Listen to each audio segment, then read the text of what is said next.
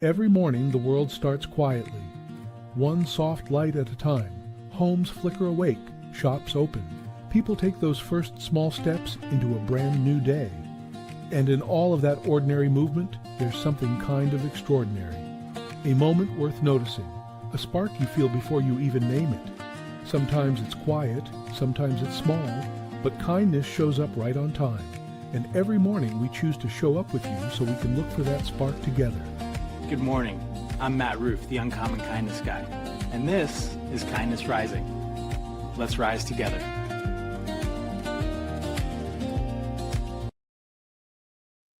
Good morning, good morning, good morning, friends. Mike Sullivan, Adam Holroyd, thank you for joining. As always, happy Tuesday morning to you guys. I hope everybody's having a great day. And we are continuing our conversation today about resilience, how we take the hits that life delivers and still find a way forward. Yesterday, we talked about reality, the fact that the challenge is part of the journey. And today we are going to go deeper because often the biggest factor in resilience isn't the obstacle itself. It's the story we tell ourselves about it. So let's rise. This is Kindness Rising.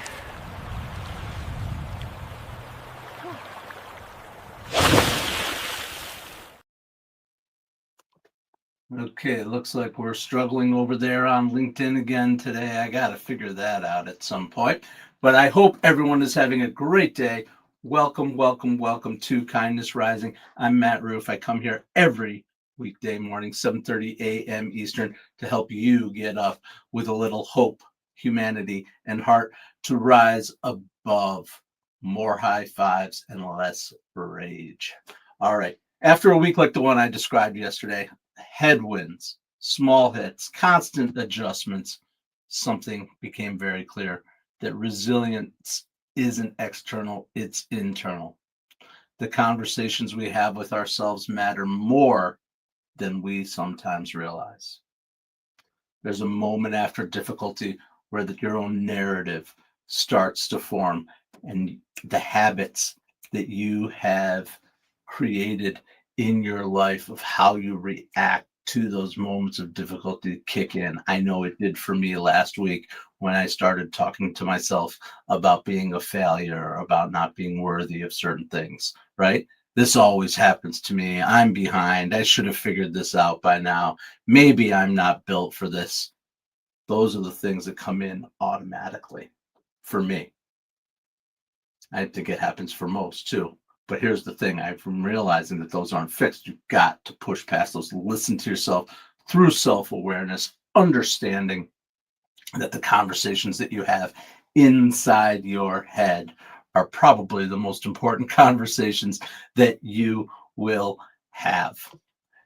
Absolutely. Good morning, Roseanne Roof. Mother, I am glad you are here. I've learned to pause in those moments when I'm telling myself a story that isn't necessarily true, but it feels like it is. The story is helping me move, and I'm asking myself, is the story that I'm telling myself helping me to move forward, or is it holding me in place? And that's the self-awareness part that we talk about here on Kindness Rising every morning. Please get involved in the chat. Say hello. Tell us where you're from. Subscribe to the channel. I come here every day, 7:30 a.m. Eastern, every weekday to help you rise with a little hope, humanity, and heart for sure. All right. So resilience starts with that language inside our head, shifting the story to shift our trajectory, moving from I failed to I'm adjusting, from I'm overwhelmed to I have to prioritize, from I can't handle this to all I have to do is take one step. I'm not talking about toxic positivity. I'm talking about intentional framing to build emotional stability. That is what resilience is all about. That's what we're talking about all week this week here on Kindness Rising. Stop. The system keeps telling me that we're not connected to LinkedIn. I'm sorry for my friends on LinkedIn. I hope that we can figure that out. sometime. But in the meantime, those of you out there on YouTube that are following, I appreciate that you've come here, and we're going to continue to talk about resilience and how we can overcome our own self-talk. Although I do want to tell a story. It's not really, it's resilience. It's hardcore resilience. But it's not really self-talk. So I say I'm going to talk about that. I'm not going to talk about it. I don't know. Anyway, there's a guy we all know who's living resilience. Lilith, hey, welcome in. I am glad you are here. Subscribe to the channel. Get involved in the chat. Hey, Lilith, do you know Michael J. Fox? I think pretty much everybody does, right? Marty McFly, Alex Keaton, from the 80s and the 90s. And of course, his story centers around the resilience. I've been watching Michael's story of his Parkinson's evolve. It's really kind of a little bit sad for me to see that and to realize how fragile life is, but also what Michael J. Fox is doing in the face of this adversity, severe evolution of his Parkinson's disease. The diagnosis could have defined the narrative. It could have closed his doors, it could have shut down, gone behind closed doors, and not and faded off into the sunset, with everyone having the memories of, hey doc, and whatever was that. That was terrible Back to the Future. But you know what I mean, right? We could have remembered him that way, but instead he's out there. He's put his challenges in the forefront to raise awareness, to reshape the story, not denying his reality, but choosing his purpose within it. Things that are out of his control, where he can find his purpose. He continues to work. He continues to advocate. If you go out there and check out his things, last summer was a big one because he was out on the circuit in like the Comic Cons and conventions of sci-fi and that kind of thing. Obviously, with his Back to the Future, and he and Christopher Lloyd were going out and doing appearances and signings and conversations, but making the conversations about Parkinson's and evolution, that was big. But I saw another one yesterday or the day before of him sitting down and having the conversation. Unfortunately, watching his deterioration makes me feel a little sad, but it also makes me feel inspired that despite that, he is out there. He is out there, putting himself out there. His condition's not disappearing, but his narrative is expanding. From limitation to contribution, he created a foundation. He's raising awareness. From loss of faculties and physical abilities to having impact. That's resilience, not controlling the circumstances, but shaping the meaning around them. And that's what we do every day here on Kindness Rising, as we get up and get after it together. 7:30 a.m. Eastern here on YouTube and LinkedIn, for sure.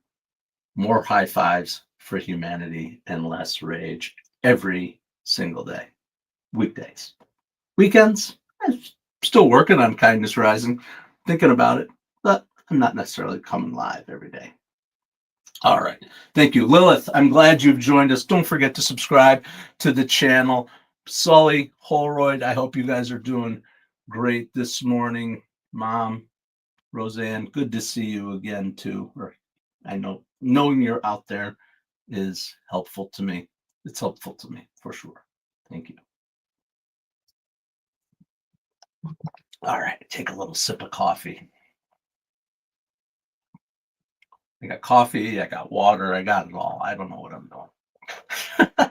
But seriously, self-talk. Whose voice do we hear the most? We hear our own voice in our head. And it's not necessarily what we say out loud to ourselves. I say that stuff out loud. I'm like, you freaking idiot, or why you're so stupid. Why'd you do that? Sometimes we say those things out loud, right? But most of the time, that's the inner dialogue, right? We're not standing in front of the mirror giving ourselves a pep talk, although I do that sometimes too. It's not motivational slogans, but self-talk is quieter than that. It's that inner dialogue, the thoughts that are running underneath our awareness. Sometimes they're constant, sometimes they're subtle, sometimes they're triggered by something, how we interpret. They show us how we're interpreting events, how we're seeing ourselves, how we're facing those challenges. And we have to make sure that that voice that's inside our head that's telling us these things is the voice that we want to follow. It's the narrative voice that either says I'm capable, or I'm behind, or this is manageable, or this is too much, or whatever the case may be. But the importance and what we talk about here and why I show up every day. Good morning, Spartacus. Great to see you. I'm glad you're here. Why I show up every day, it helps me to put myself in that positive frame of mind and to continue my self-awareness, because our thoughts influence our behaviors, our decisions, and our emotional resilience. And that idea, of course, isn't new. We've talked about it a couple of weeks ago when we focused on James Allen's works. I forgot to bring the book. I was going to show it again.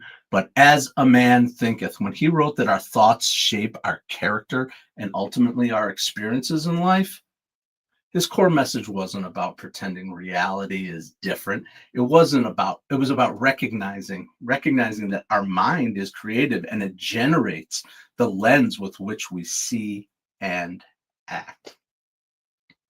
If our internal dialogue leads towards fear, defeat, and limitation, our actions will follow that.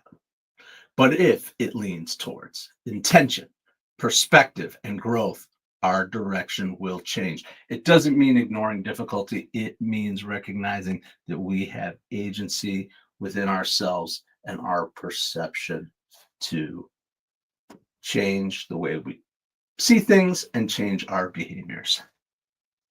I understand, Spartacus. Thank you so much for joining when you can. Lilith, thank you so much. Hey, listen, I know 7:30 a.m. Eastern is tough. We got guys like Mike Sullivan out on the West Coast getting up with us at 4:30 a.m., but everybody's lives their lives and we get into our routine. I've actually considered doing a few lives that are outside of my regular schedule. Thank you, Spartacus. I appreciate you so much when you show up. It means a lot to me that even when you haven't been, people who haven't been with me, I'm here every day. You're going to find me if you want to be here. But for people to come back and see, I know that I'm providing value of some kind. You're willing to click on that it's somewhere along the line that my message, our conversation, whatever it may be, had an impact on you. And so I appreciate all every time you're able to come. So thanks, buddy. I really do, really do appreciate it. Beyond anything I can say. It feels trite to just say I appreciate it. Anyway, we're talking about that internal voice, that says, I can recover from this. I'll figure this out. This is temporary. Or is it saying, I'm stuck. This defines me. I'm a failure. There's no way forward. That's the difference between being able to move forward with growth and with humility and with kindness.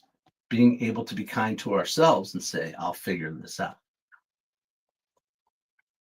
And that inner voice is where resilience begins or it stalls. That's it. I gotta shift. Well, I am glad that you have chosen to join me here at Kindness Rising this morning. If you're out there in the community, I see the numbers. I know there's people out there. Say hello. Get involved in the chat. Bring your positivity. Tell us where you're from. Ask your questions. Get a conversation going. Meet Adam Holroyd. Meet Mike Sullivan. Meet Spartacus. Meet Roseanne Roof. Say hello. I love it when our communities connect. There she is, Roxy is God. No? You say no? Come on, buddy. Say yes. Say yes to kindness rising. Say yes to waking up with a little hope, humanity, and heart. And I am glad that you're here, even if you're resisting it. I'm just kidding. All right. Changing gears. Enough. Not enough, but I'm going to come back to it. But holy moly, I saw something and I had to. Oh, okay. That's a great idea, Roseanne. Mom, you can't stick around. You got to go take off. Come back to YouTube. Come back to the channel. I appreciate that. If you're watching this live, awesome. Get involved in the chat. If you're watching this after the fact, please subscribe to the channel. Come back and join me 7:30 a.m. Eastern every morning on the Mornings in the Lab Network. This is Kindness Rising. And we talk about things like James Allen and the inner dialogue that we have with ourselves. But what I really want to talk about is this thing I came across this morning. I always look, I talked about it yesterday. I'm looking at what was trending overnight, what's coming up, what are people talking about there in the world, because I want to be involved in things. And holy crap, talking about unexpected combinations, what's happening right now at McDonald's. I'm not a McDonald's fan. I can't even tell you the last time I was at McDonald's personally, but this was amazing to me. You got a Valentine's Day coming up. Well, they've got a promotion coming up for you. Check it out. I think they're going live with a partnership with a caviar company, caviar and chicken nuggets. What an amazing, crazy combination, right?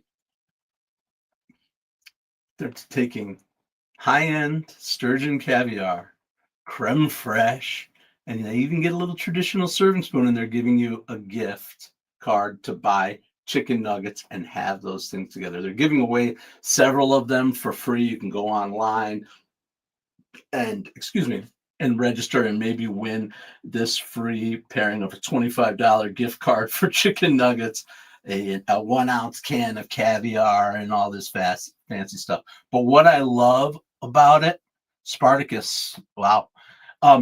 What I love about it is the high-low pairing, right? A luxury ingredient meeting an everyday comfort food, right? It's pretty amazing, actually. Unexpected combinations are a great way to create buzz, excitement, curiosity. Absolutely, and I think this is a really kind of cool one. Playing off of the contrast, right? Of things. Just one unbelievable combination. Brilliant marketing for both the McDonald's and the caviar company. We can still have a bit of luxury inside of our basics. I think that's really cool. I'll be interested to see where that goes. Can you guys think of any other crazy high-low combinations or unexpected pairings that might be of interest to the community and might be mind-opening? I really enjoy that. All right, Just a Kid, thank you for joining. Just a Kid, 1, 2, 3, 4. I'm glad you've chosen to spend whatever time you choose to spend here with us on Kindness Rising. Come on back every morning, 7:30 a.m. Eastern, here on YouTube and typically on LinkedIn. But for some reason today, our LinkedIn link is killing us. Spartacus, your mother's turning 90 on the 14th. Oh, Valentine's Day. Do you think she'd like chicken nuggets and caviar? I don't know. Mom, Roseanne Roof, you're out there.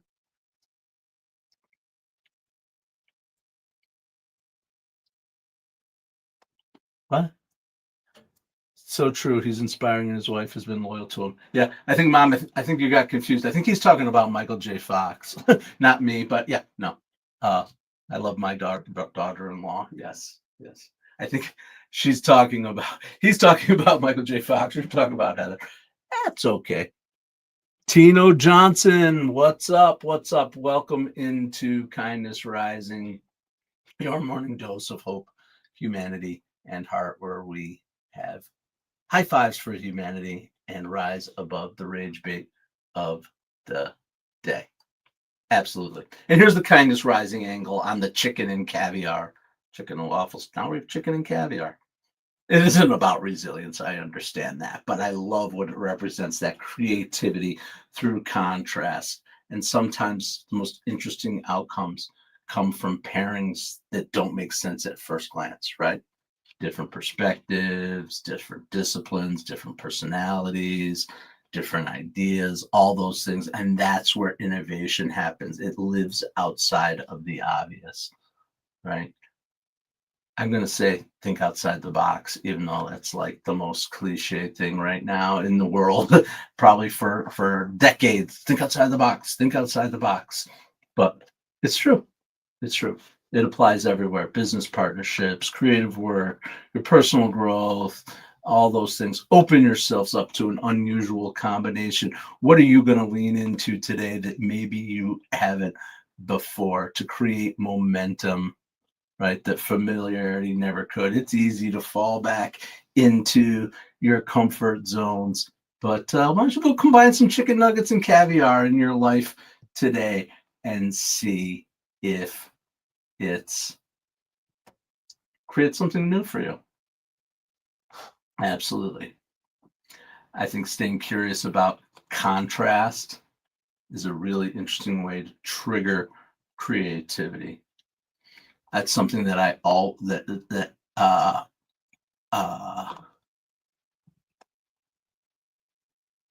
sorry. um you guys in the comments are getting me distracted. Anyway, we're talking about unusual comment or combinations, curious contrasts. Absolutely. Oh, and I was saying, like, sometimes when I know, like, when I get thinking about things and I realize I'm going down a rabbit hole, or I'm getting that blinders, tunnel vision. That's the word I'm looking for. The term I'm looking for, tunnel vision. I will consciously, through self-awareness, say, all right, let's flip this thing on its head. Or if somebody gives me an idea and we like it, we go, okay, what if we turn it 180 degrees? What if up is down and down is up? How does that impact things? That's a way that I like to trigger my creativity. And sometimes we go back to what was the original thing, but you never know. Mom, you're a Big Mac? I never knew that about you. I don't think I have ever seen you eat McDonald's. I'm not sure. I can't remember. We're not a big fast food family, except for back in the day. Remember when I'm going to tell a cute story when Schmutz was our dog, our white dog that we thought was gray when we got him, and then gave him a bath. And his name is Schmutz. For those who are familiar with the Yiddish language, that means filth, dirt. That was our little white puppy when I was a kid. Dad and I would occasionally go do a quick McDonald's drive-through and get Schmutz a burger. Those are good memories for me. I will tell you that. Good memories for me, even when my father was appallingly embarrassing on purpose, but so funny. He would, I wouldn't say flirt, but definitely interact over the speaker in the drive-through or with the person at the window or whatever. I just have great memories of my father being lighthearted and kind of, it's not knocking people off their game. It's kind of keeping like, whoa, what did that guy just say? Not in an inappropriate way, but just non sequiturs and random connections and funny things. That's something that I have great memory. That's probably my most valid memory of McDonald's. That and the birthday parties from when I was a kid. Everybody remember those? The birthday parties, they'd bring out a cake, and then Ronald himself would show up. Even though I was fearful of clowns, I did have a few of those McDonald's birthdays. Yes, coffee and French fries, Mom. I do remember Bubby. That was her thing, right? It was like 99 cents for both the coffee and the French fries combined back then, maybe even less. she would go and get her little potatoes and her coffee, and yeah, absolutely. Me too, Spartacus. I'm not a fast food guy. I'm really not. There's there I actually usually feel gross after I have it. Probably the most recent fast food. I, I never had a Chick-fil-A. McRib is back. Is there any rib in McRib, Solly? Is there any rib in McRib? I think not. I'm not sure. Um, but yeah, I had plenty of McRibs with the onions, and I'm gonna reveal this, and I'm gonna get back to the subject. But I do enjoy these kind of tangent offshoots that we get into that I didn't expect to. I'm remembering as a kid, we used to go as a high school kid, right, growing up, uh, go out with the guys. We would each go to McDonald's. I'm getting a little nauseous thinking about it right now. We would go to McDonald's and we would get a 20 pack of McNuggets and a large fries and our sauce of our choice, right? Dump it all together, do the old shake up. It was like the first shaker. I just remember 20 nuggets and fries. I always picked the honey mustard. Some people pick the barbecue. Whatever, shake it up. I can taste it right now as we're talking, which is crazy too. But anyway, $4 for a whole meal. Yeah. $18, Spartacus. It's $18 for a McDonald's meal now. That's insane. That's insane. I will not spend that money on that. Absolutely not. Although I will admit, I am looking forward to March. One a year. What am I talking about? One a year. The Shamrock Shake, of course. So I will have my Shamrock Shake come March because it's just a thing, and probably won't even eat the whole thing, but I will have it. That's okay. All right, let's switch back. Time is flying here. We've got a couple more minutes. I am going to thank you all, obviously, for starters. Thank you all for joining us. Absolutely. And here's our kindness compass for today, right? Because I do like to give a little bit of practical, a little bit of an idea, tip, something to walk away with. Notice your narrative. Pay attention to that internal language because awareness creates choice. When you're aware of something, then you can choose, I want to keep going down this path, or maybe I want to try a 180 on it. Remember to edit, but not erase your thoughts. You don't have to deny the difficulty, but you can just frame it differently. And lastly, take a step. Resilience isn't built through grand gestures.